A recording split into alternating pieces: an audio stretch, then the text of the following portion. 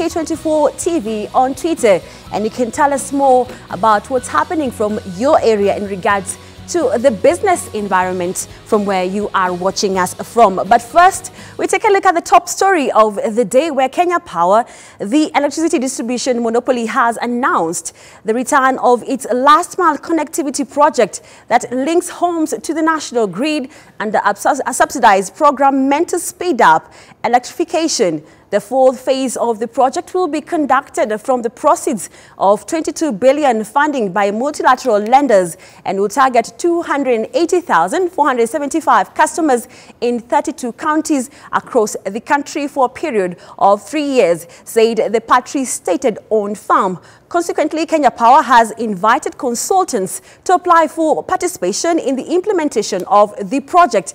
The last mile connectivity project had earlier seen power consumers get connected at a subsidized rate of 15,000 shillings, depending on their proximity to power lines, and transformers down from 35,000 shillings. Now to the financial sector, and we focus on Britam, where Britam Holdings has unveiled its new ultra-modern leadership and innovation center in a bid to transform Britam into a learning organization. The Britam Leadership and Innovation Center, which was officially unveiled by Cabinet Secretary, Ministry of Education, Professor George Magoha at the Britam Center, is a key component in achieving goals outlined in Britam's strategy to encourage staff to increase knowledge and performance levels. Now, Britam Group Managing Director Dr. Benson Wairegi said the company had invested heavily on learning and development processes to ensure constant improvement of employees' skills, knowledge and quality of service. The training center and innovation hub, housing the company's newly recruited innovation team, demonstrating Britam's leadership within the industry in developing human capital across Africa, with 900 employees and 2,000 financial advisors set to benefit from this center. Mago has stated that the basis of Britam's transformation. Let's just listening to what he has to say. So if you can help us to achieve a smooth transition from standard 6 to 7, that would be good enough for us. If you can help us to build schools in any capacity, that will be good enough for us. Now, the troubled national carrier Kenya Airways has confirmed receiving a letter from the Directorate of Criminal Investigation, DCI, requesting full documents to facilitate investigation of its procurement process. The airline, in a statement, says it welcomes the move by DCI and will offer necessary support to aid the investigations. Let's get details of this and other stories making headlines in the corporate scene. According to the statement from the Kenya Airways, the DCI wants to investigate the procurement of services for maintenance, repair and overhaul of aircraft engine by the Kenya Airways. Recent reports had also indicated that the Director of Criminal Investigations had begun investigating whether Kenya Airways staff conspired to bring down the airline, with the DCI seeking to establish how KQ lost 100 billion shillings between 2003 and 2014. In the meantime, KQ has formally withdrawn from the privately initiated investment proposal from consideration by the Kenya Airports Authority, KAA, the Public-Private Partnership Committee of the National Treasury, and any other institution of government which were involved in the process. The decision is said to have been agreed on during a quarterly meeting of the Board of Directors held on August 27, 2019. And elsewhere, the Capital Market Authority, CMA, has started the procedure of identifying suitable candidates to succeed the current Chief Executive Paul Muthaura, who has opted not to renew his contract, which ends in December. In a job advertisement by the board, interested candidates have until September 27, 2019 to apply for the position before the Treasury Cabinet Secretary appoints a new Chief Executive on recommendation of the board for a 4-year renewable contract term. And finally, there seems to be some light at the end of the tunnel for betting firm SportPesa, which is said to have reached an agreement with the government and the Kenya Revenue Authority. In a statement, SportPesa has announced that they have been cleared by the taxman to have their licenses renewed. SportPesa was among betting firms whose licenses were withdrawn in August by the Betting Controlling and Licensing Board. Now what remains to be seen is whether BCLB will follow suit and allow them to go back to business. Jimmy Mbogo, K24 Business.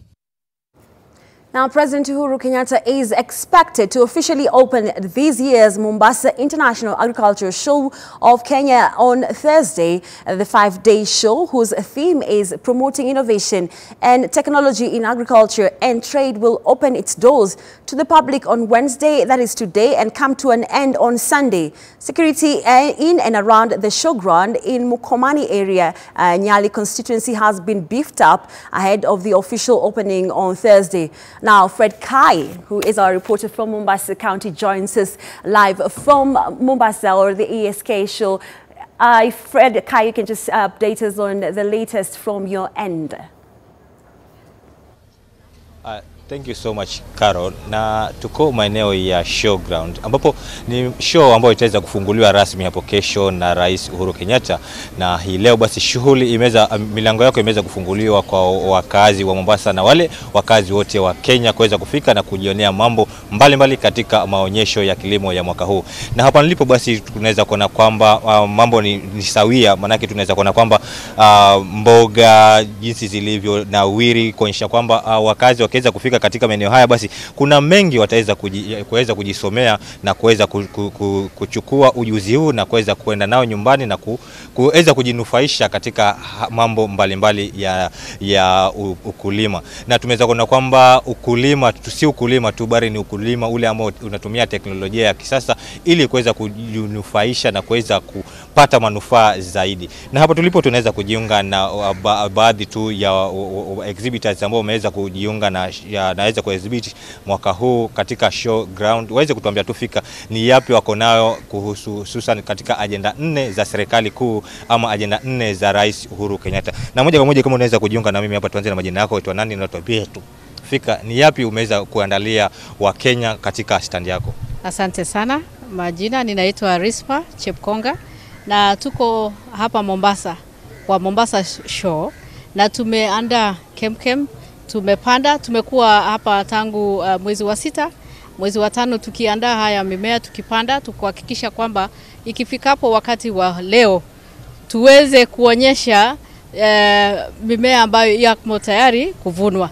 So tunasema kwa wakulima, karibuni sana ili tuweze kuangalia, tusemezane, tuweze kujifundisha, na kwa sababu wewe utanifundisha kama mkulima na mimi pia nitakufundisha juu ya teknolojia hayo, ili tuweze kufikia ile malengo ya agenda 4 ya serikali. Naam, na ni vipi haswa tumeweza kuona kwamba watu mbalimbali wameweza kufika katika stand yako? Ni nini haswa ambacho kinaweza kuwavutia hata watu unaona kwamba wamezidi kunata katika hii stand yako? Nikiangalia sana kwa sababu tumepanda kitungu, tumepanda pojo, tumepanda piringanya, tumepanda pilipili, tumepanda nyanya, na kwa kweli ukitazama imeonyesha kwamba ukipanda hapa Mombasa kama nyanya nyota F1 utaweza vuna tani 40. Na wakati tunaongea juu ya agenda 4 trade, tani 40 hiyo iwezi karangwa na jikoni moja, iwezi tumika. Hiyo itaenda kwa industry for processing, hiyo itaenda kwa mahoteli, hiyo itatumika kwa salad. So wakati tunaongea juu ya food security, maana sana ni kwamba hata kwa sehemu ndoko kama hii wakati wa show unaweza kupanda pale nyumbani, kuzingatia yale tumekufundisha, ama kuangalia kwa sehemu kwa kupanga, kukata sehemu ili uweze kukua na mimea yote, kwa sababu hapa tuko na nyanya, tuko na mahindi, tuko na maharagwe, tuko na kila mmea. Na wakati tunasema food security, si wingi tu wa chakula, ni ile kucombine into a balanced diet. Utakula mahindi na maharagwe, that is really balanced, na pengine ukunywe maziwa kwa sababu tuna pia mbegu ya nyasi na tumepanda. So tunasema food security, you combine to get a health balanced diet so that you have that food security. Lakini kuna msimu wa mvua na kuna msimu pia wakati mvua hakuna. Kama uko na wingi wa mavuno, unaweza kukausha kama ni mboga, ili wakati hakuna mvua uweze kukua na mboga, wakati una process uweze kukua na mboga throughout the year. Shukrani sana. Vile tukiweza kupata mwingine hapa, pengine tuanze na majina yako na tuambie tu una yapi ya kuongea kuhusu show ya mwaka huu. Kwa majina mimi naitwa Charles Nyakiongora. Show ya mwaka huu hapa Mombasa ni show ambayo imekamilika kabisa vile ilivyo desturi yetu. Hatukosi katika haya maonyesho kwa sababu tuko na mengi ambayo tumeandalia wakulima wetu hapa. Ukiangalia mimea yote hapa imepata kunawiri kwa mandhari safi kabisa. ishara kwamba mkoa wa Pwani unaweza kutosheleza katika mahitaji ya chakula, hasa kukiwepo na kilimo ambacho kinatumia mbegu zetu za Simro Seeds pamoja na Kenya Seed Company Limited. Shukrani sana kwa maoni yako. Naam, Carol, umeweza kusikia kutoka kwa wataalamu hawa wa mbegu na umeweza kuona kwamba kama mpigaji picha wangu venye aliweza kuelekeza kuona kwamba mbegu hizi basi zimeweza kuona kwamba zinaweza kunawiri, na tunaweza kuona kwamba wakazi katika kaunti wanaweza kujifunza mengi hususan kuhusu mbegu hizi ili waweze kujipatia chakula, na si chakula tu bali chakula cha kutosha, na vile vile kuweza kuuza ile pengine ambayo itaweza kubaki katika mashamba yao. Kutoka kaunti ya Mombasa naweza kuregesha kwako studio, Carol.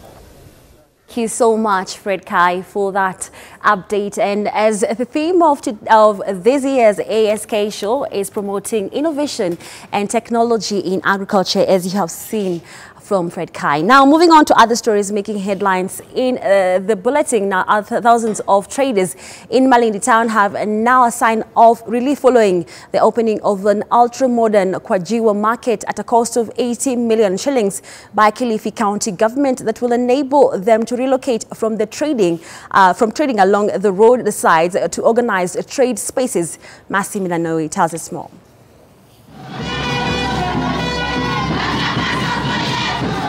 Over 300 traders will be relocated from the road reserve to operate in stalls that were properly set up with proper drainage and safety of their goods.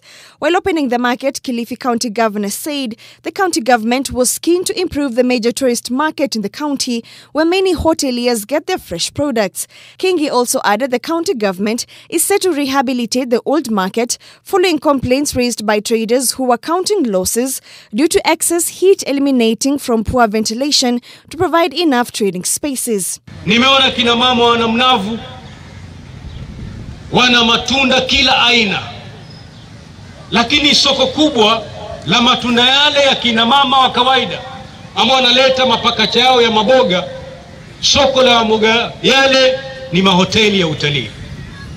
Hoteli hizi kififia, yule mama pale sokoni pia atafifia. Kwa hivyo serikali ya kaunti tuko mbio kuona kwamba tumefufua utalii katika sehemu hii ya Malindi. Chief Executive for Tourism and Trade Nahida Athman says the new historic market was constructed in 2 phases which involved rehabilitation of the old market and setting of a new story building with more retail stores to accommodate more than 300 retail shops. These are part of the plans to beautify Malindi Tourism Resorts town, which will be achieved after traders are moved away from the road reserves, and in a proper way they also intend to set up new Malindi market. Ali Sotino, the chair lady of Kawija Market in Malindi, thanked the county government for completing the project, which has now delayed for over 4 years. Hali tumekaa nayo hizo miaka ya nyuma, tumeteseka, tukiwa mvua ikinyesha tunajenga kila mara, maji inajaa, vitu vyetu vinaharibika, biashara inaharibika. Kwa sababu biashara yetu ni mboga ya matunda na wakati wa mvua inaharibika, lakini tunashukuru kwa wakati huu tunaenda mahali pazuri ambaye hatuna mambo ya kuhamishwa tena. Katika hii project tuko na masoko ya samaki, iko pia soko la kuuza nyama, soko la kuuza samaki wale wakavu, soko la mboga na maduka ambayo inaweza kutumiwa na wafanyabiashara kuuza nguo na biashara tofauti tofauti. Kajua Market is a key tourism attraction as it supplies goods to all hotel and even private houses that flock to buy goods every day. Masimilanoi, K24 Inside Business. Now, ride-hailing apps are playing a leading role in the growth of our economy, with many players making entries into the frontier. The digital taxi has totally disrupted the transport industry in Kenya. In the recent months, e-hailing services have grown rapidly as more passengers enroll for the services. There has also been an increase in the number of operators and the increased coverage for the zones served by the taxi operators. And that forms the basis of our discussion today. And in studio with me is Ola Akinusi, who is the country manager for Bolt Kenya, which previously used to be called Taxify. Welcome to our studios. Thank you for having me, Carol. Okay, before we look at various things that are happening in the industry, why did Bolt change from Taxify? Okay, great. Thanks for the question. What led to the change?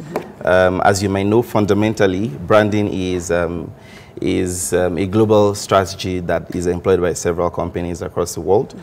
For us, what we had realized over time was we had basically expanded in the service offering we were providing in our different markets. We had basically leveraged on all of the ambitions, or some of the ambitions that we had when we had started out. And then we're in a scenario where the name we had before, which is Taxify, it did not comprehensively cover the suite and the length and breadth of the services that we offered, right? So we needed to create a name. We needed to rebrand to a name that basically covered and basically reflected the breadth of our services, and then also reflected the ambitions that we have for the future. Okay. Yeah. Coming back now to Bolt as a company now. Many users of, let's say, Bolt do not know so much about or understand about the industry or how it operates. Okay. You can actually just give us an insight into how this all works. Okay, great. So fundamentally, we're a transport technology company. What we do is to basically, we have a platform, the Bolt platform, basically leverages technology to sync or to create a communication between individuals that have cars or that have other kinds of mobility vehicles, with linking those kinds of individuals with individuals that hope to move from one location to the other. And then on top of that, especially with the Bolt offering, what we do is to ensure that aside just providing this link, we also ensure that we add extra layers around safety, around quality, and around convenience for that communication or that kind of sync to happen. Okay. For both the drivers on one end and then also the clients or the customers on the other end. Okay. Yes. There have been a lot of challenges in regards to policy and regulations, and we saw recently actually the drivers pay issue on commission. Yeah. How are you as Bolt addressing such kind of issues with your drivers? Okay, well, good question. Fundamentally for us, we believe that based on the fact that the stakeholders we work with are human beings as well, we believe there are several ways that feedback can be given or feedback can be taken.